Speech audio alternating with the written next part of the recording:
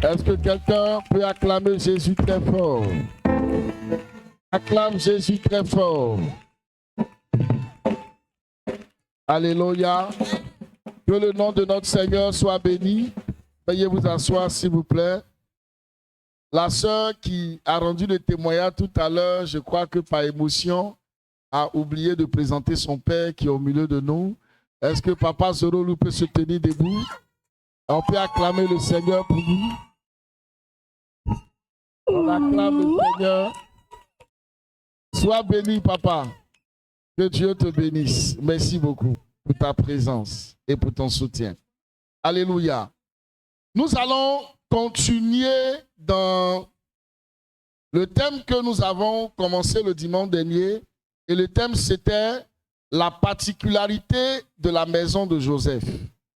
Alléluia.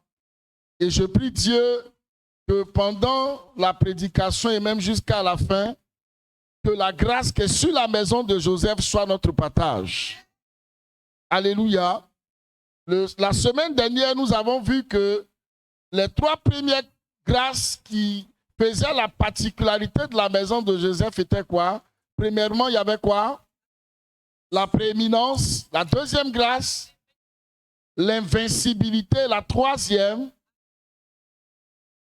aller au-delà de la limitation. La muraille, c'est le symbole de la limitation. Donc, aller au-delà de la limitation. Amen. Aujourd'hui, nous allons encore continuer. On va commencer, on va refaire la lecture et nous allons terminer ce message aujourd'hui. Ma fille, tu peux nous prendre Genèse 49. On va relire du verset 22 au verset 26. Genèse 49. À partir du verset 22 au verset 46. 26. 26. Joseph est le rejeton d'un arbre fertile. Le rejeton d'un arbre fertile près d'une source. Les branches s'élèvent au-dessus de la muraille. Oui. Ils l'ont provoqué, ils ont lancé des traits. Les archers l'ont poursuivi de leur haine, mais son sac est demeuré ferme. Et ses mains ont été fortifiées par les mains du puissant de Jacob. Il est ainsi devenu le berger, le rocher d'Israël. C'est l'œuvre du Dieu de ton père qui t'aidera. Quelqu'un dit avec moi, c'est l'œuvre du Dieu de ton père qui t'aidera. Poursuis. C'est l'œuvre du Tout-Puissant qui te bénira des bénédictions des cieux d'en haut. Des bénédictions des eaux en bas, des bénédictions des mamelles et du sein maternel. Amen. Les bénédictions de ton père s'élèvent au-dessus des bénédictions de mes pères, jusqu'à la cime des collines éternelles. Qu'elles soient sur la tête de Joseph, sur le sommet de la tête du prince de ses frères. Amen. Que Dieu te soutienne. Alléluia. Voici un texte qui nous relate les bénédictions de la maison de Joseph, mais encore la particularité de la grâce qui repose sur la maison de Joseph. Alléluia. Donc nous avons vu le dimanche dernier que la première particularité était la prééminence, la deuxième, l'invincibilité, et la troisième, c'est que la gloire et la grâce s'élèvent au-dessus de la muraille, donc de quoi? De la limitation. Alléluia. Poursuivons, voyons la quatrième particularité. Et la quatrième particularité m'invite à descendre jusqu'au verset 22. Amen. Pardon, au verset 25. Excusez-moi. Au verset 25. Au verset 25. Vas-y. C'est l'œuvre du Dieu de ton père qui t'aidera. Amen. C'est l'œuvre du Dieu de ton père qui fera quoi? Qui t'aidera. Qui t'aidera. Écoutez bien. La Bible dit, c'est l'œuvre du Dieu de qui? De ton père qui t'aidera. Écoutez-moi très bien. Ici, le père, on est dans le texte. Le père de Joseph, c'est qui? C'est Jacob. Est-ce que vous êtes là? Ah, on est dans une église évangélique quand même. Amen. Hein? Amen. Le père de Joseph, c'est Jacob. C'est Jacob, mais je veux son nom plus récent à cette période-là. C'est Israël. Donc le nom est Israël. Et le Dieu du père, donc de Joseph, c'est qui? Israël. Est-ce que vous êtes avec moi? Il a plu hier soir, je sais. Il a plu même ce matin, je sais. On peut acclamer le Seigneur, on va détendre l'atmosphère. Je sens que c'est le témoignage de la soeur qui nous a envoyé loin. D'accord? Donc revenez, parce que Dieu est sur le point de bouleverser encore. Alléluia. Moi, j'ai fait des témoignages dans vos fiches. Et je prie Dieu que les fils de Émina soient à la pointe. Et vous serez à la pointe. Amen. Alléluia. Écoutez-moi bien. Le Dieu du père de Joseph, c'est qui? C'est l'Éternel des armées. Les Israélites l'appellent Hachem. Amen. Les Israélites l'appellent Hachem. Et c'est lui maintenant, Israël, qui en bénissant Joseph va dire que le Dieu de ton père t'aide. Est-ce que quelqu'un me comprend? C'est le Dieu de ton père qui t'aidera. Écoutez-moi très bien. Quand vous êtes le rejeton d'un arbre fertile, c'est ce qu'il a dit au verset 22, vous devrez normalement bénéficier de la bénédiction du Dieu de votre Père. C'est pour cela, écoutez-moi bien. Lorsque vous voyez quelqu'un prospérer, vous voyez quelqu'un élevé, avant de vouloir vous mettre en concurrence avec cette dernière personne, essayez de voir dans ses arrière-plans. Est-ce que son père ou sa famille était adoratrice? Est-ce que quelqu'un me suit? Au même niveau de grâce, au même niveau de compétence, au même niveau de faveur, si la personne a dans son arrière-plan un père qui était adorateur du Dieu vivant, avant même que son talent ne parle, le Dieu de son père parlera d'abord. Amen. Ah, tu ne m'as pas bien dit amen.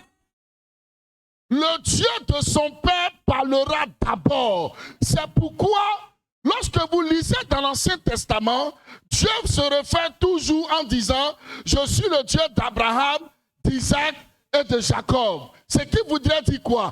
Qu'il est le Dieu qui bénit le Père, qui bénit le Fils et qui bénit l'arrière-petit-fils jusqu'à la 1000e génération. Et notre Dieu est ce Dieu qui fonctionne ainsi. Et donc comprends, écoute-moi, ce que tu es en train de faire aujourd'hui ne te bénira pas seulement toi, mais les enfants qui sont sortis de toi et qui sont même encore cachés en toi profiteront de l'adoration de leur père et de leur mère. Est-ce que je parle à quelqu'un? Amen. Il dit, et c'est lui-même Israël qui parle, il dit c'est l'œuvre du Dieu de ton père qui t'aidera. Parce que Israël est conscient qu'il est arrivé là où il est à cause du Dieu de lui-même son père Isaac. Amen. Et en Afrique, on a connu beaucoup de problèmes. On connaît même beaucoup de problèmes. Pourquoi?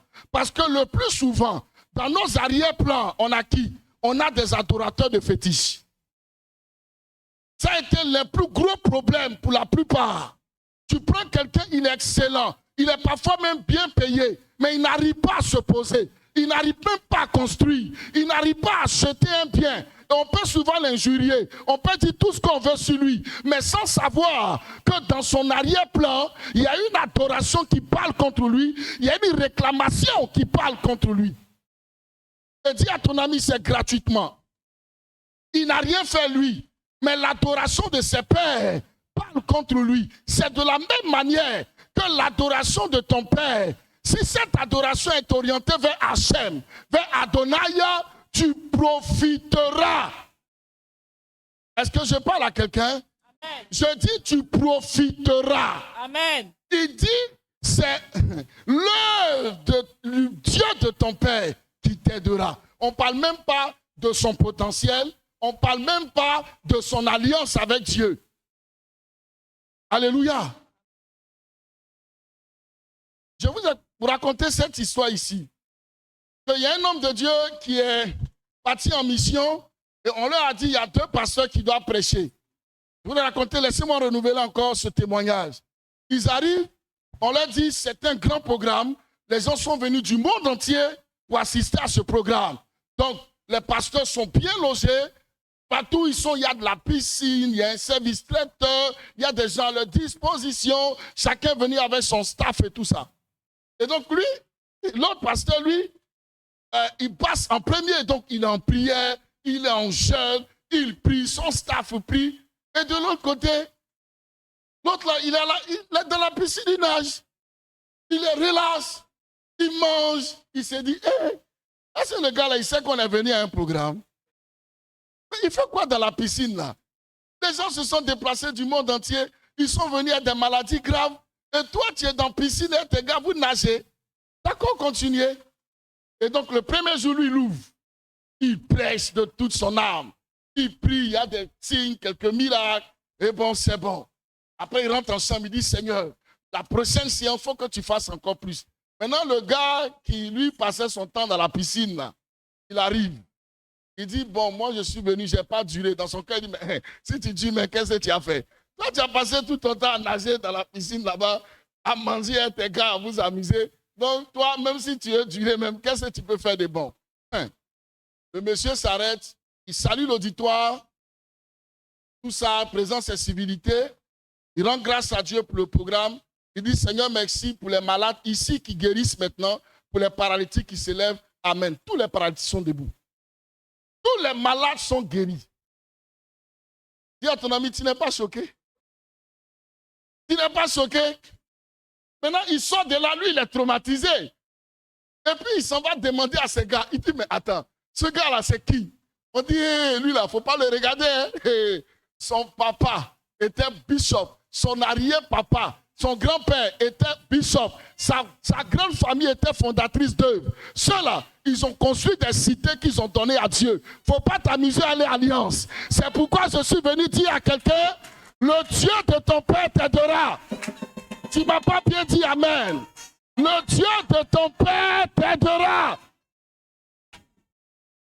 Donc parfois, avant de courir des gens, il faut demander. Il faut demander. Tout ce que quelqu'un dit, renseigne-toi un peu.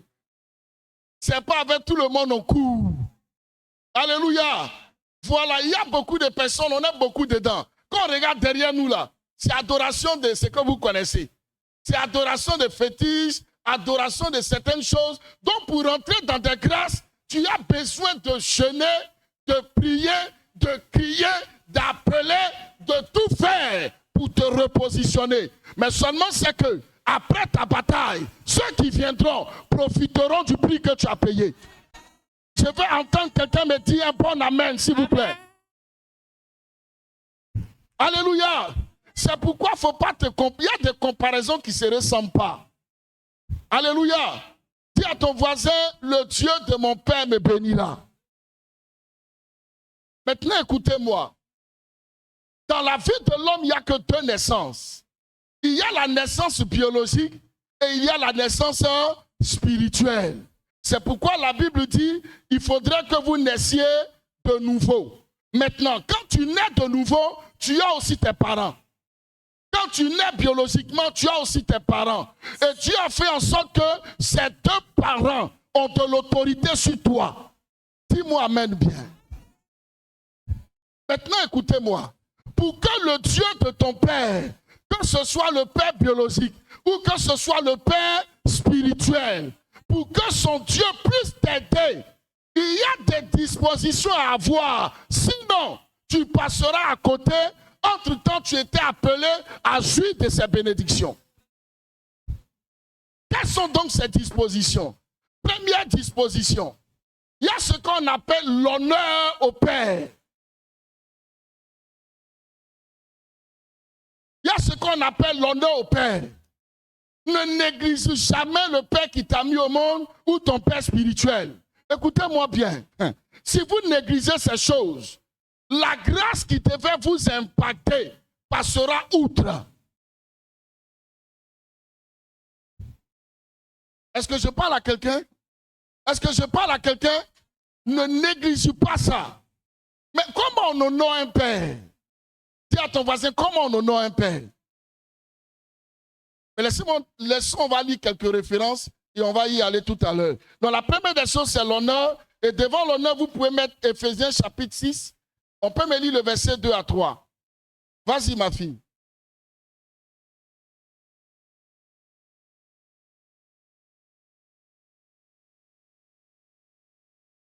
Ma fille, tu es avec nous, hein?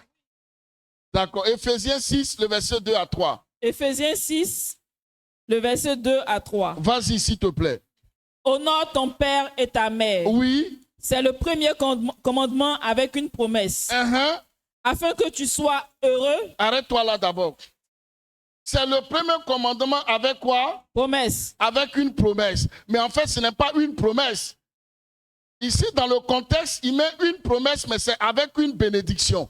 Ben, ce n'est pas une promesse, c'est deux promesses. Si tu veux, faut lire, tu vas voir que c'est deux promesses. Lis, tu vas voir. Afin que tu sois heureux. Poursuis. Et que tu vives longtemps sur la terre. Dites-moi, c'est une promesse ou bien c'est deux promesses? Vous voyez un peu? Être heureux et puis vivre longtemps, c'est deux choses différentes. Parce que tu peux vivre longtemps sans être heureux. Est-ce qu'on se comprend? Tu peux vivre courtement et puis heureux. Ou bien? Donc, ce n'est pas la même chose. Donc, quand il dit avec une promesse, c'est dans l'intention d'une bénédiction. Et cette bénédiction-là s'ouvre sous deux branches. Première des choses, le fait d'être heureux et puis ensuite de vivre longtemps. Écoutez-moi bien. Ce que nous sommes en train de partager là, c'est une loi universelle que Ford a compris. Vous connaissez Ford, non? Lui qui a créé l'entreprise Ford là. Papa Ford a compris ça. Il a légué ça à ses enfants. Et jusqu'à aujourd'hui, si vous fouillez dans les annales de cette grande entreprise automobile, vous verrez que Ford est connecté à plusieurs entités spirituelles aux États-Unis qui maintiennent cette entreprise-là en vie et dans la joie. Donc, il y a de la longévité et il y a de la joie quand on honore qui? Un père. Et je vous ai dit, il y a les pères biologiques, il y a les pères spirituels. Donc, quand je parle de père, comprenez les deux. Est-ce que quelqu'un me suit? Si quelqu'un veut être heureux dans sa vie, qu'il apprenne à honorer son père. C'est une chose capitale. Sinon, tu ne seras pas heureux et puis tu ne vas pas vivre longtemps. Ford savait qu'il avait un père biologique, il avait un père spirituel. Il honore ses parents biologiques, il honore son père spirituel. Ils ont signé des conventions dans la loi de Ford, dans l'économie de Ford, que chaque année, il y a des subventions qui doivent aller pour soutenir l'œuvre de Dieu de ses pères.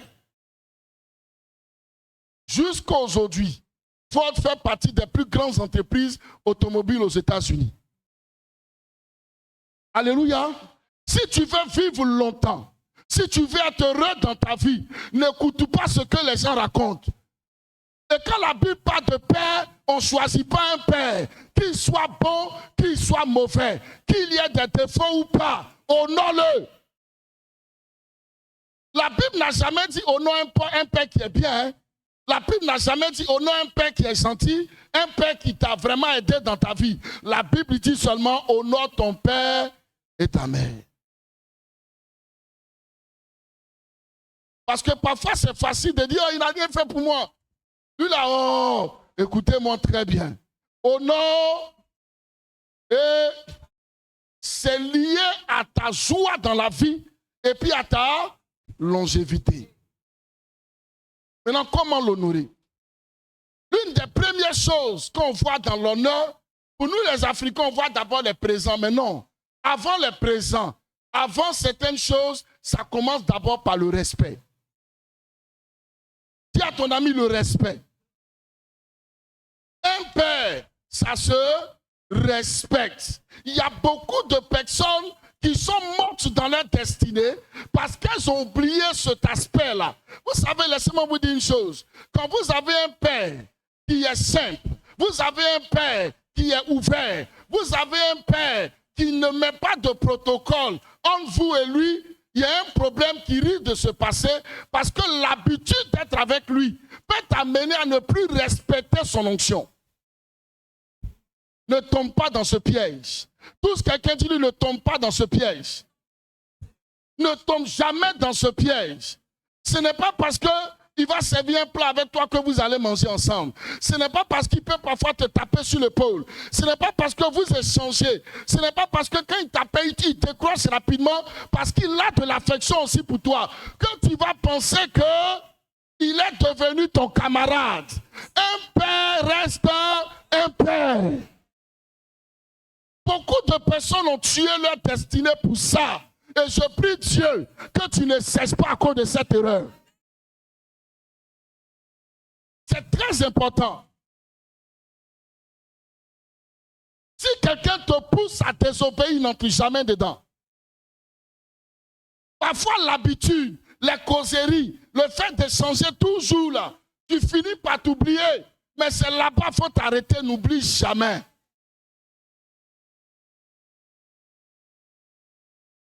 Quelqu'un est bien assis confortablement. Ensuite, à côté du respect, c'est toujours dans l'honneur, hein, il y a ce qu'on appelle l'attention. Dans l'honneur, là, vous mettez respect, ensuite l'attention. C'est maintenant dans l'attention là qu'il y a ce que vous connaissez, les présents. Les présents, les présents, tout ce qui est présent, les fêtes, quand papa arrive, il y a une façon de le recevoir, l'honneur qui va avec et tout ça. Amen. C'est l'attention, ça. Alléluia. L'attention. Donc, voici les deux choses qui sont dans l'honneur. Le respect et puis ensuite, l'attention. N'oubliez jamais ça. N'oubliez jamais ça. C'est que de toute votre vie, si vous voulez que le Dieu de vos pères vous aide, apprenez à respecter et puis à être attentionné. Et je sais que tu es un homme sage, tu es une femme sage, tu ne vas pas commettre cette erreur.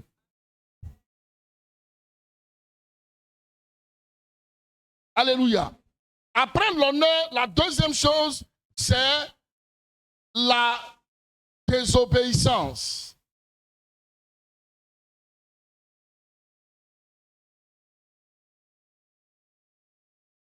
Il ne faut jamais être désobéissant. Ne jamais être désobéissant, ou autrement dit, être obéissant. Être obéissant ou ne jamais être désobéissant. Et avant de parler de l'obéissance, écoutez-moi. Dieu lui-même dit dans 1 Samuel 2, je crois au verset 30b, il dit, j'honore celui qui fait quoi? Qui m'honore. Dieu lui-même, il honore celui qui l'honore. On a passé ce texte-là plusieurs fois en revue, la bénédiction de Jacob, pardon, d'Isaac à qui? À Jacob. Où Isaac voulait bénir Ésaü, n'est-ce pas? Et puis Jacob est rentré dans quoi? Dans la bénédiction par la magouille de sa mère. Mais en fait, pour que la bénédiction soit dans la tête d'Isaac, il voulait bénir qui? Il voulait bénir Ésaü. Mais il a dit quoi Ésaü? Non. Il a dit quoi Ésaü avant la bénédiction? Il dit, va à la chasse. Est-ce que c'est sa première fois de manger son gibier? Mais pourquoi il insiste? Il dit, va à la chasse. Chasse-moi un gibier. Viens avec. Il n'a pas dit que je te bénisse. Il dit pour que mon âme te bénisse. Quand un père est fier de son fils, il ne le bénit pas d'une bénédiction de la langue. Il le bénit d'une bénédiction de son âme. Est-ce que quelqu'un me comprend? Il y a un de mes amis qui m'a dit qu'il traversait des temps difficiles. Il y avait des choses, je n'ai pas besoin de tout, mais c'était dur. Et puis l'enfant le frère dont il n'avait jamais pensé, l'appelle, il lui dit, papa, je veux te voir. Il dit, ok, c'est pourquoi? Il dit, non, je veux te voir. Franchement, dans son cas, il ne voulait même pas recevoir quelqu'un.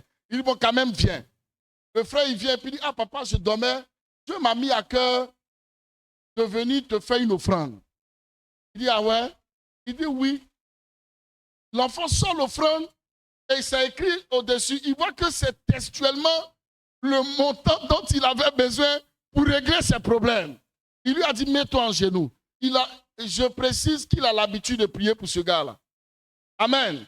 Mais ce jour-là, quand il a fini de prier pour lui, il était autour de 9h, 10h. Vous savez à quelle heure on a ramassé le frère pour entrer chez lui? C'était à 17h. Personne ne pouvait le soulever. Je n'ai pas dit parce qu'il est tombé, non. Il est couché, on ne peut pas le soulever. Il est devenu lourd comme un cadavre. Il dit lui-même, il a essayé. Quand il a fini, il dit, il ne peut pas, il a laissé. Il a tourné, il a mangé, il revient, le gars encore couché là. Il a demandé aux gens de l'aider. On essaye, ça ne va pas. C'est autour de 17h que ce frère-là a pu se lever pour entrer chez lui. Et depuis ce jour, sa vie n'a plus jamais été la même. Donc il y a bénédiction et puis il y a bénédiction de l'âme. Je tiens à préciser. Dieu honore celui qui l'honore. Si Dieu lui-même il fait ça, croyez-moi, c'est un principe auquel les pères également obéissent.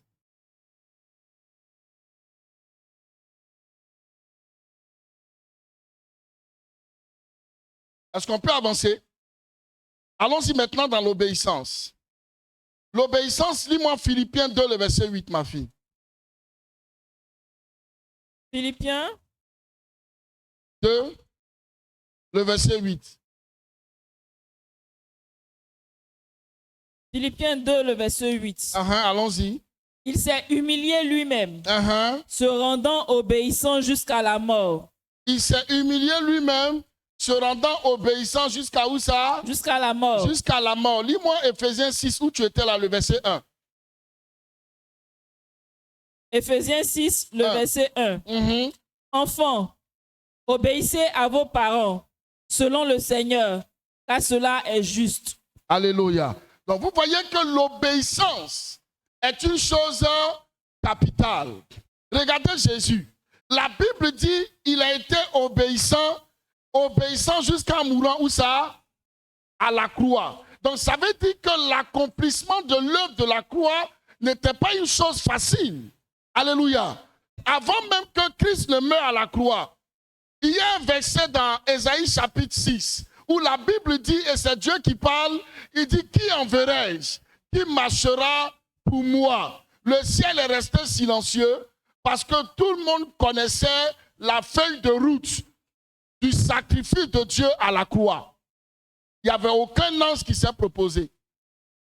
Donc Christ lui-même, il est venu, sachant les complications et les douleurs qui se trouvent dans cette mission. Mais il est venu quand même.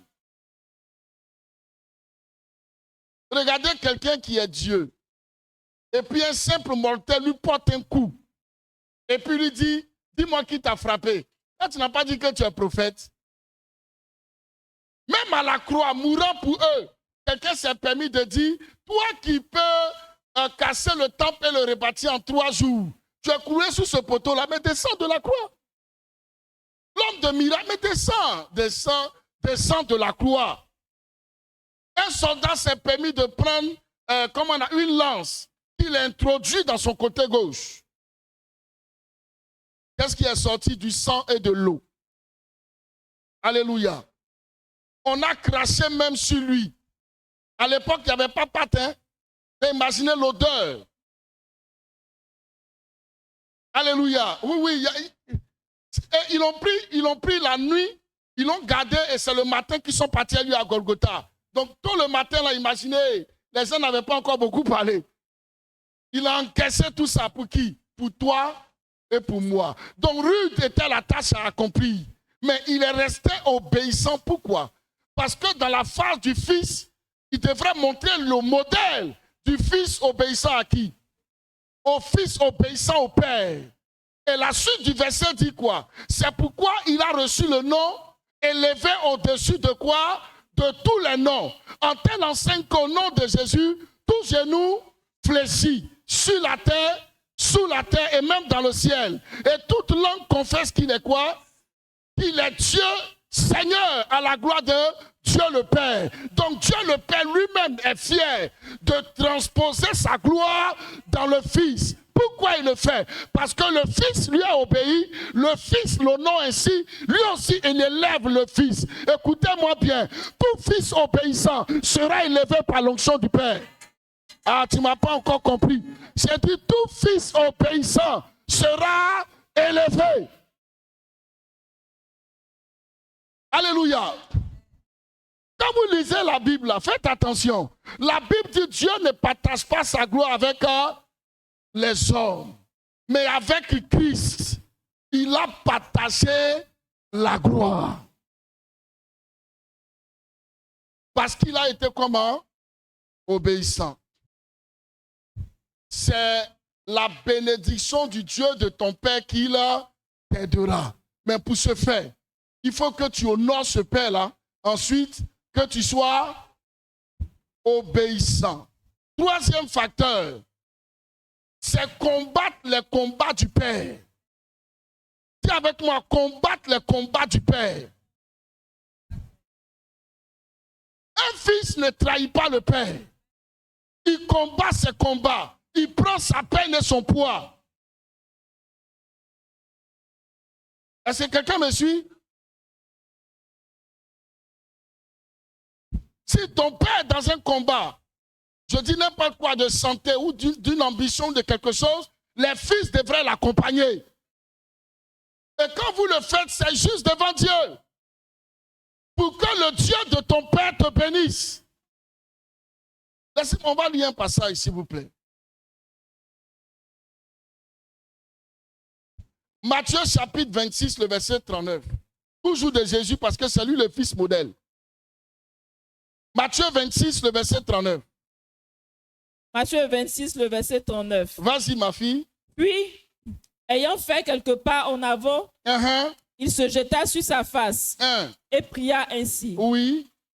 Mon Père, s'il est possible que cette coupe s'éloigne de moi, toutefois, non pas ce que je veux, mais ce que tu veux. Aïe, regardez Jésus. Il dit en français terre à terre, le travail à faire là, à Gethsémane là, je suis conscient dans ce jardin d'olivier là, ce qui arrive est grave. Moi-même, je suis en train de simplifier, moi-même j'ai envie d'abandonner. Mais comme tu m'as envoyé et que je dois accomplir ta vision et ta volonté, je vais faire ce que tu veux. Sinon, moi-même j'ai envie de reculer. Mais comme c'est le Père qui m'a envoyé, je vais aller jusqu'au bout pour accomplir la volonté du Père. Un fils combat les combats du Père. Il y a eu dans la Bible aussi un fils exemplaire. Isaac en tant que le fils d'Abraham. Abraham était vieux. Il prend son fils et il lui dit, l'Éternel m'a parlé, il m'a dit d'aller sur la montagne pour faire quoi? Pour adorer. N'est-ce pas? Ils vont prendre du bois, ils vont prendre du feu et ils vont commencer à marcher. Après des heures de marche, l'enfant, il est intelligent. Tous ton voisin dit il est intelligent. C'est comme ça que tous les fils parfois se croient très intelligents que les pères. Mais écoute-moi, il y a un adage qui dit, les enfants, ils courent beaucoup, mais ils ne voient pas loin. Alléluia. L'enfant va toucher Abraham, il va lui dire, papa, on s'en va faire un sacrifice, oui ou non? Il dit si, il dit, mais papa, si c'est un sacrifice, je vois le bois, je vois le feu. Mais il y a quelque chose qui manque. Où est l'animal pour faire le sacrifice? Où est l'animal pour faire l'holocauste? Parce que depuis les deux la marche, Isaac a commencé à se sentir en danger. Est-ce que quelqu'un me suit? Parce que tout est réuni. Il y a du bois, il y a du feu. Mais qui sera sacrifié? On est deux. Alléluia. Abraham va lui dire, Dieu se pourvoira. Mais là encore, on ne peut pas bien percevoir l'obéissance ou le fait de combattre le combat du Père. Mais regardez, quand ils arrivent sur la montagne, dis à ton voisin, Isaac est très jeune. Est-ce qu'il a opposé une résistance à son père? Il a laissé son papa attacher ses mains. Cependant, il lui a dit au préalable qu'on va là. Il y a le feu, il y a le bois. Où est l'animal pour l'holocauste? Et on arrive là-bas, Abraham en train d'attacher ses pieds, l'enfant, il ne dit rien. Est-ce que quelqu'un me comprend? C'est pour vous dire qu'il savait depuis longtemps, il avait déjà préparé son esprit au film et au scénario.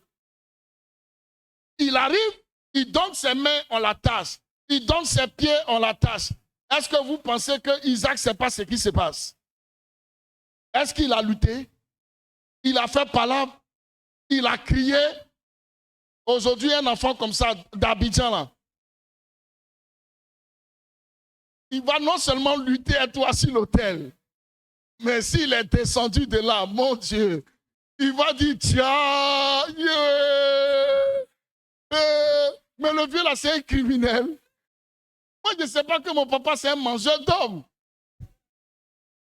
Est-ce que quelqu'un me suit? Quand tu es un fils, que tu veux que le Dieu du Père te bénisse, combat ces combats. Isaac savait que la mission qu'on a donnée à son père ne vient pas de lui, mais ça vient de Dieu. Et Dieu lui a donné une tâche à accomplir. Si lui, Isaac, il fuit, il ne facilite pas la tâche à son père. Donc, il veut laisser son père réaliser sa vision. Il donne ses mains, il donne ses pieds et il se couche normalement. Et peut-être là encore, vous allez dire, Isaac pensait que c'était un jeu. Et où la partie où Abraham sort le couteau?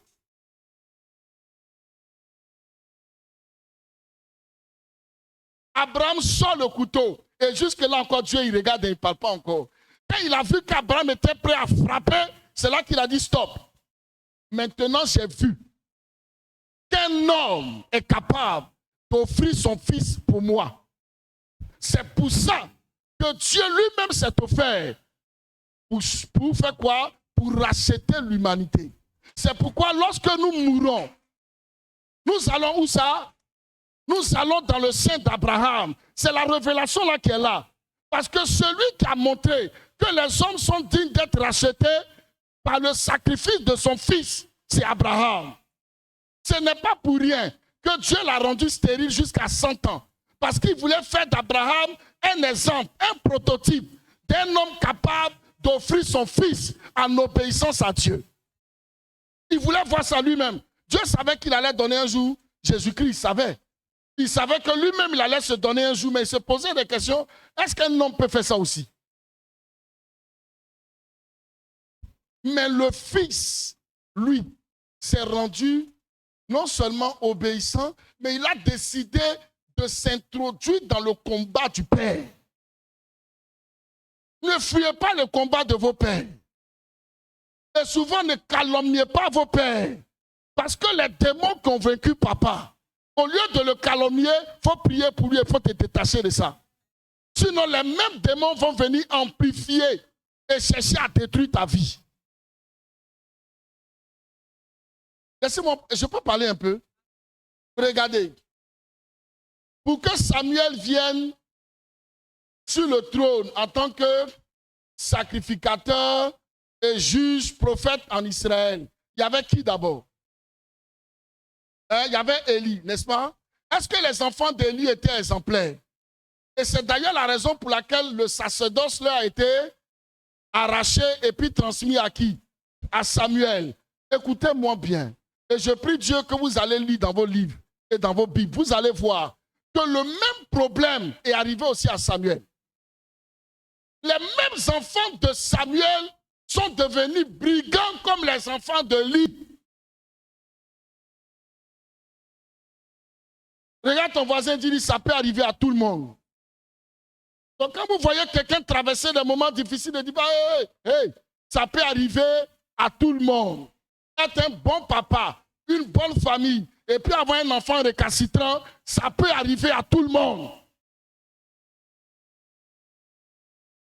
Samuel pouvait se dire dans son cœur, voilà, c'est à cause de ça là, que le trône là, et la sacrificature, tout ça est venu dans ma main. Mais Samuel, il ne faut pas vite parler. Tes enfants t'attendent aussi. Les mêmes enfants de Samuel sont devenus aussi impolis, récalcitrants. Les démons qui ont suivi Élie, les démons l'ont suivi aussi Samuel. Parce que Élie était le père spirituel de qui? De Samuel. Donc faites attention. Souvent, quand vous calomniez des défauts, vous appelez ces démons-là dans vos vies sans le savoir.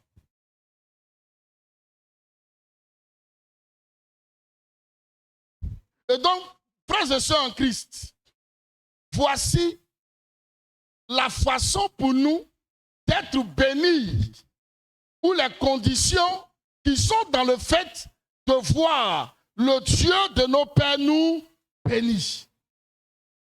Est-ce que ce soit quelqu'un peut dire haut et fort que le Dieu de son père le bénira?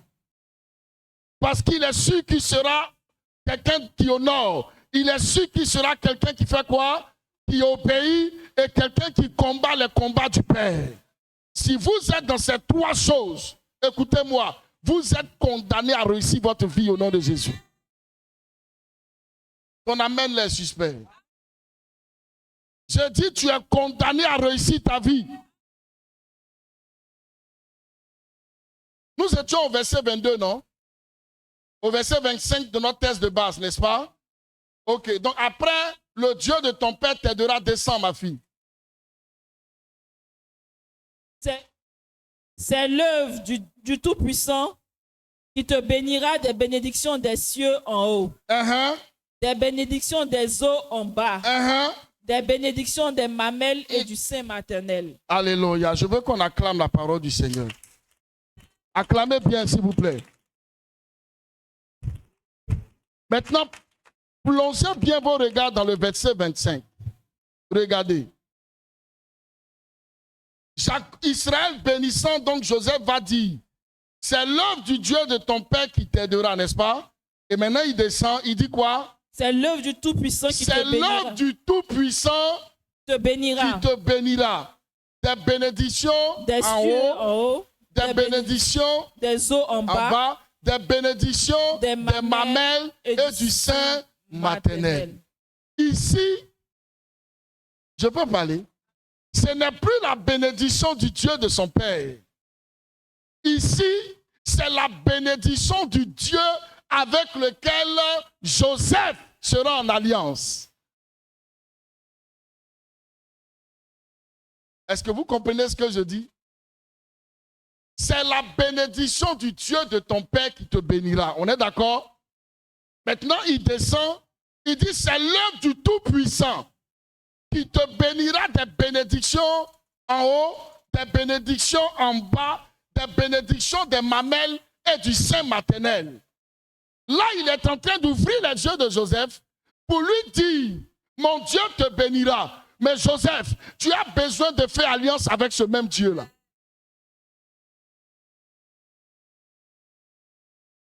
Est-ce que quelqu'un me suit? Mon Dieu t'aidera, ça c'est sûr. Mais pour aller encore plus loin, Joseph, tu as besoin d'être en alliance avec le Dieu Tout-Puissant. Les expressions du Dieu Tout-Puissant avec le Dieu de son Père démontrent la profondeur de ce même Dieu-là dans sa bénédiction. La bénédiction de ton Père est une bonne chose, mais la bénédiction du Dieu avec lequel tu es en alliance est une bénédiction plus forte que la bénédiction de ton Père. Parce que la bénédiction du Père, on l'appelle ça la bénédiction du privilège. Parce que ça vient t'aider, ça te met à part, ça te confère des choses que tu ne mérites pas. Mais tu ne vas pas rester dedans. Tu as besoin toi-même de connaître ce Dieu-là. Je ne sais pas si quelqu'un me comprend. La bénédiction du Dieu de ton Père te privilégie. Ça va te donner des choses que tu ne mérites pas. Mais à côté de ça, toi-même, tu as besoin de faire l'expérience de ce Dieu-là. Tu as besoin de le connaître. Tu as besoin de marcher avec lui. C'est alors que les femmes de toute la bénédiction vont s'ouvrir. Et la Bible dit, les bénédictions de quoi? D'en haut, des bénédictions. D'en bas, des bénédictions. Du sein maternel et des mamelles. Je vais simplifier. La bénédiction des mamelles parle de la bénédiction du bétail ou du troupeau. Amen. Parce qu'en Israël, quand on voit un homme riche, on le voit riche en quoi? En bétail. Et quand on parle de brebis, c'est quoi on prend des brebis? Hein? C'est le lait. C'est pour ça qu'il parle de la bénédiction des... Non, pas du sein maternel. Il parle de la bénédiction des mamelles. Il est en train de sourire. Parce qu'il a compris la révélation. En fait, en français, terre à terre, là, le mâle de la brebis, c'est qui? C'est le mouton. Et donc la femelle, c'est qui? C'est la brebis. Et Jésus dit, nous sommes quoi? Est-ce qu'il a dit que nous sommes ses moutons? Il dit, nous sommes ses quoi? Il dit, nous sommes ses brebis. Mais pourquoi l'image de la brebis? Pourquoi prendre la femelle? Parce que quand on a une brebis, on pense à quoi? On pense au lait de la brebis. Amen. Voilà, donc il dit, vous recevrez la bénédiction des mamelles. Ça parle du troupeau, ça parle du bétail. Maintenant, la bénédiction du sein maternel est la bénédiction de la fécondité. Parce que quand vous regardez, vous avez l'impression que ça se ressemble. Mais ce n'est pas la même chose. La bénédiction des mamelles et la bénédiction du sein maternel, ce n'est pas pareil. Quelqu'un me suit? Maintenant, regardez, pourquoi Dieu parle, pourquoi il dit, tu recevras les bénédictions d'en haut, des bénédictions en bas, des bénédictions des mamelles et du sein maternel. Parce qu'en fait, il y a ce qu'on appelle l'ordre de la bénédiction. Répète avec moi, dis l'ordre de la bénédiction. Donc, laissons, on va poser l'enseignement. La quatrième caractéristique, donc, de la particularité de la maison de Joseph, c'est quoi? Il faut qu'on retienne ça d'abord. C'est quoi?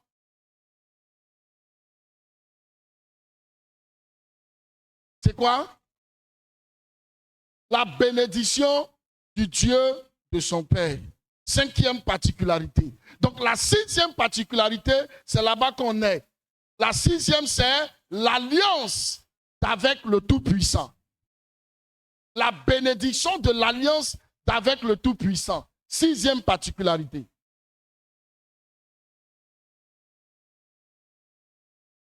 Est-ce que vous suivez? Dans le même verset 25, il y a deux parties. Il y a la première partie où Dieu parle de la bénédiction du Dieu du Père. Et ensuite, il y a la bénédiction du Dieu Tout-Puissant. Et ça, c'est ton alliance avec Dieu. On est d'accord? Ok, donc allons-y maintenant pour la bénédiction de l'alliance qu'on a avec Dieu.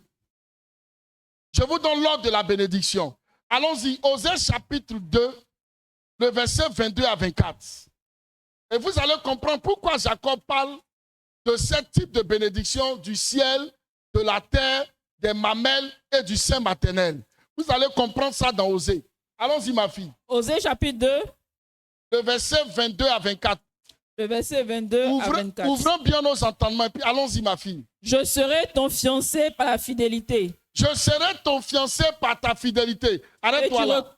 Arrête-toi là. Quand on parle d'être le fiancé de quelqu'un par la fidélité, ça parle de quoi? Ça parle d'alliance, de mariage entre un homme et une femme. Donc il y a une alliance. Nous sommes dans le département de l'alliance, c'est ça, non? On a parlé de la bénédiction du Père et la sixième partie, c'est la bénédiction du Dieu avec qui nous sommes en alliance. Donc allons-y.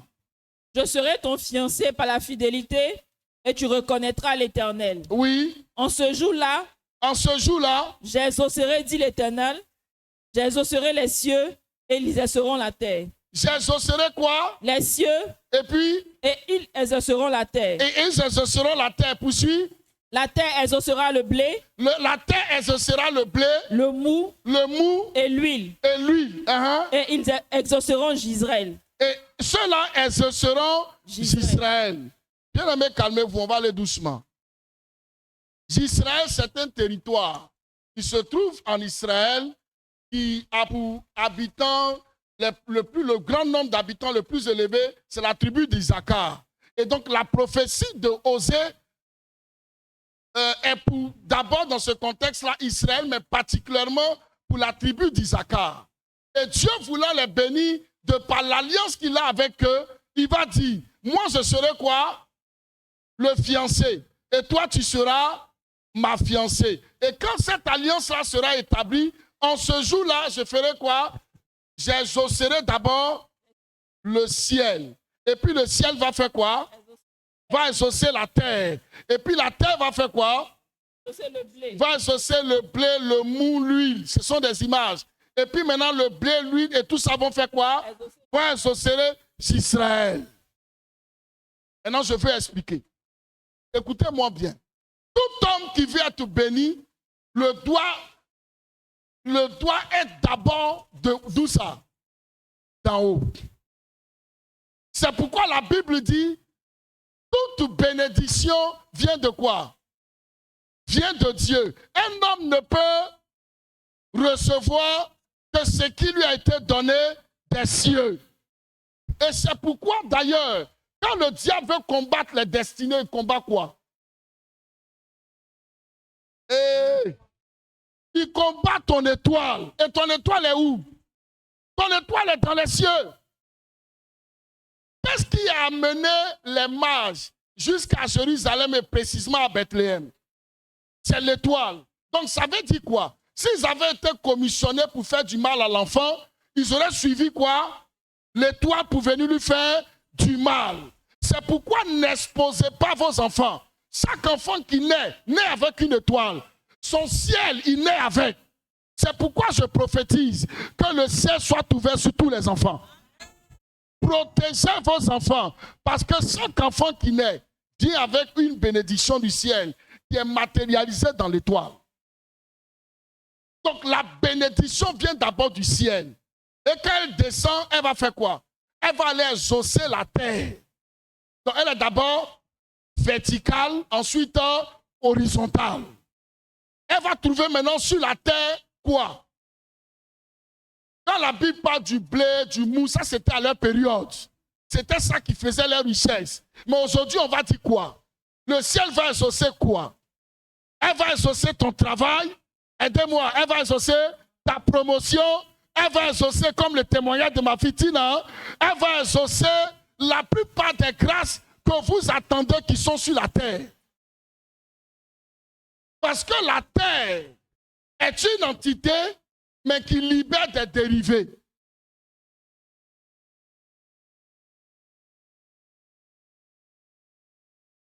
Est-ce que quelqu'un me suit? La terre, elle libère des dérivés. C'est-à-dire que sur la terre, il y a plusieurs choses. Il y a l'or, aidez-moi, il y a le diamant, il y a le manganèse, le cobalt, mais ça encore c'est le sous-sol. Mais en surface, on peut trouver les plantations, on peut trouver des animaux, et dans ces crevasses, on peut trouver l'eau. N'oubliez pas qu'à la création, la terre n'existait pas, c'était l'eau qui avait envahi la terre, n'est-ce pas? Voilà. Donc vous avez sur la terre, vous avez l'eau. Voilà pourquoi il a parlé de bénédiction des eaux sur la terre. Vous n'avez pas vu ça dans votre texte? Et donc la bénédiction, quand elle quitte au ciel, elle vient pour bénir ta vie et de tout ce qui se trouve sur la terre, comme bénédiction. Mais on a chacun d'entre nous des couloirs différents. Il y a des gens qui vont réussir en tant qu'agriculteur, ce n'est pas tout le monde qui va réussir comme ça. Il y a des gens qui vont réussir comme commercial, ce n'est pas tout le monde qui va réussir comme ça. Il y a des gens qui vont réussir comme coach, ce n'est pas tout le monde qui va réussir comme ça. C'est les dérivés de la terre. Mais pour que les dérivés de la terre te bénissent, il faut que le ciel ait reçu quoi? L'ordre. Le ciel reçoit l'ordre. Et le ciel localise le type de bénédiction que tu vas recevoir sur la terre. Et donc, quand cette bénédiction descend, elle impacte la terre. Elle trouve le secteur qu'il faut et elle libère cette grâce-là sur toi. C'est à partir de là qu'on dit un homme a été béni. C'est pourquoi, écoutez-moi, de tout ce que nous recevons, ça vient d'abord du spirituel. Il n'y a pas quelque chose qui existe qui n'est pas d'abord dans le spirituel. Tout. Tout. Travail, enfantement, aidez-moi. Voyage, promotion. Quoi encore? C'est tout ce que vous connaissez. Hein? Ça, c'est la gloire. Gloire, c'est la bénédiction. Je vais trouver les dérivés. Donnez-moi les dérivés. Ministre, président, royauté, prospérité dans les affaires, excès, gros marché. Les gens pensent que c'est un hasard qui fait que les gens se lèvent et puis on dit, monsieur, on vous donne un marché de 500 millions. Tu penses que c'est le hasard? Quand vous êtes devenu chrétien, il faudrait que vous compreniez que vous n'êtes plus des hommes naturels. Vous n'êtes plus des hommes simples. Et de tout ce qui arrive, prend d'abord sa source dans le ciel. Amen. Pourquoi on regarde quelqu'un et puis on dit il est maudit? Maudit, pourquoi? Parce que quand quelqu'un est maudit, ça vient de malédiction. Malédiction vient de mal dire. Donc, qu'est-ce qu'ils ont mal dit sur toi? Comment on peut voir ça? On voit ça dans ta vie sur la terre. Est-ce que vous me comprenez un peu? Les gens ont mal dit, mais ce qu'ils ont mal dit là, est-ce qu'ils ont mis ça physiquement sur toi? Ils ont mis ça spirituellement sur toi. Et le spirituel va donner des ordres à quoi? À la terre. Et les postes qu'on devrait normalement te donner te sont fermés. En fait, normalement, tu peux expliquer. Hein? Est-ce que vous savez ça? Vous pouvez expliquer. Mais en fait, ce que vous expliquez là, le problème c'est que ce n'est pas normal. C'est comme quand la bénédiction vous arrive. Vous pouvez encore l'expliquer.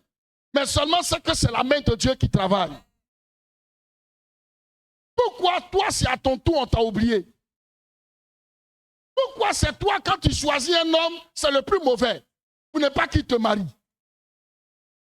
Pourquoi toi, quand tu choisis une femme, c'est la plus mauvaise? Pour que ton foyer soit toujours dans le feu. Pourquoi toi, tu reçois l'information quand tout est fini déjà? Pourquoi toi, c'est ta feuille qu'on a oubliée? Pourquoi quand tu dois répondre aux questions, tu oublies? Pourquoi? Parce qu'on a mal dit. Mais quand on a bien dit, qui est la bénédiction, tu vis de gloire en gloire. Alléluia. Sinon, attendez, Esther peut être couronnée comment? Le monsieur là, il a fait venir plusieurs femmes. Il y a plusieurs femmes devant lui. Et puis, on regarde. Normalement, dans les concours comme ça, là, quand même le roi a choisi sa femme, il veut d'abord finir de faire la liste de toutes les femmes d'abord, avant de faire son choix définitif. Mais regardez autour d'Esther. Une fois qu'Esther est rentrée, que le roi Assuérus l'a vu, il a arrêté le concours. Assuérus voit Esther, il dit c'est bon. On dit mais roi, il y a deux femmes derrière. Il dit non, ça me suffit. Vous pensez que c'est la beauté d'Esther? Ce n'est pas la beauté d'Esther. C'est ça là qu'on appelle la bénédiction. Sinon, s'il y avait la malédiction sur elle, oh, même si son cœur avait voulu la prendre, il va dire, elle est bien, mais elle n'a qu'à attendre d'abord. Je prie que ça ne t'arrive pas au nom de Jésus. Et puis c'est quelqu'un d'autre on prend. Et puis un autre jour, 4 ans, 3 ans après, on te dit, tu te souviens, en telle année, il y a telle personne qui t'avait appelé comme ça, oui, mais c'est lui ton mari. Et puis tu dis, hey. Mais ce n'est pas allé quelque part, c'est vrai, parce qu'on a mal dit sur ta tête. Écoutez, rien de ce qui nous arrive n'est simple. Et donc, la particularité de la maison de Joseph, c'est que leur alliance avec Dieu garantit et assure leur élévation et leur bénédiction. Ce matin, si tu t'identifies à la maison de Joseph, tu connaîtras la bénédiction qui quitte au ciel et qui vient sur la terre. Et qui donne l'ordre à la terre de te bénir. Sur la terre des hommes, là, le cœur de l'homme est tellement méchant qu'aucun homme ne peut faire du bien à un autre si Dieu n'a pas donné l'ordre. Parce que tu sais que avec toute la bonté qui est en toi, il y a des gens qui sont venus dans tes mains que tu n'as pas pu aider parce qu'ils étaient maudits.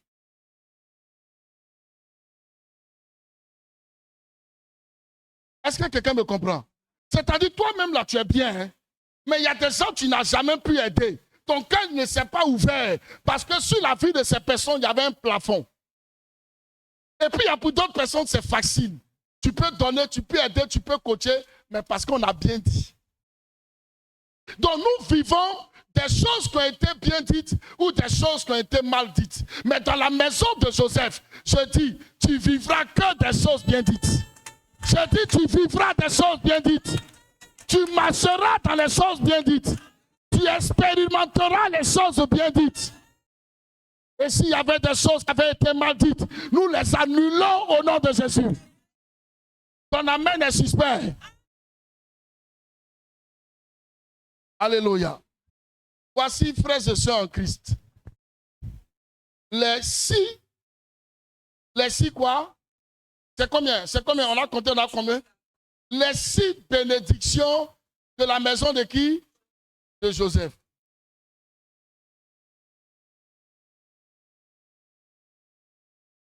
Donc quand on parle désormais de la maison de Joseph, tu sais à quoi tu t'attends. Que Dieu nous bénisse. Je prie Dieu que ce message ouvre la porte d'une onction particulière et que nous vivons des témoignages inédits dans cette œuvre. Alléluia. Et je prophétise qu'à Eumina, on est des hommes politiques. On amène les suspects. Hein? À Eumina, on est des hommes dans plusieurs secteurs et de domaines de domination. Oui, c'est ma prière. J'ai dit à Dieu, je prie toujours, que ce soit dans le domaine des affaires, de la santé, des finances, de la politique, de toutes les sphères d'influence, qu'on ait des fils à ces postes-là. Mais non des moindres, ceux qui décident et qui prennent des décisions. Alléluia. Je ne prie pas pour que tu fasses partie. Je prie pour que tu sois à la tête. Tu ne m'as pas bien compris. Je dis que tu sois à la tête. Et que tes paroles et tes décisions comptent au nom de Jésus. Alléluia. Alléluia.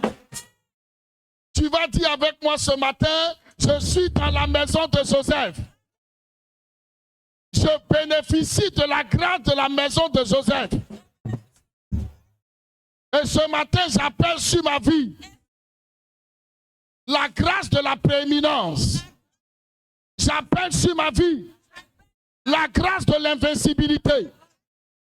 J'appelle sur ma vie une vie qui va au-delà de la limitation.